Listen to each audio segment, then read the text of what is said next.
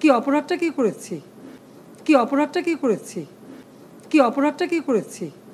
আর এইভাবে মায়ের কোল খালি হোক এটা আমি চাই না, কারণ আমি তো বাবা মা সব হারিয়েছি। আমি তো জানি হারাবার ব্যথা কত কষ্ট, কিন্তু সেই কষ্ট বুকে নিয়ে তো ফিরে আসতে এদেশের মানুষের জন্য।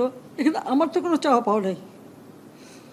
আমি তো আমাদের ছেলে মেয়ের জন্য কিছু করিনি, শুধু তাদের লেখাপড়া।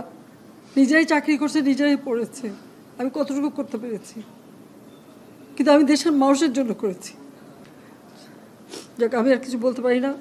আমি যে এগুলি এক একদিন দেখি আর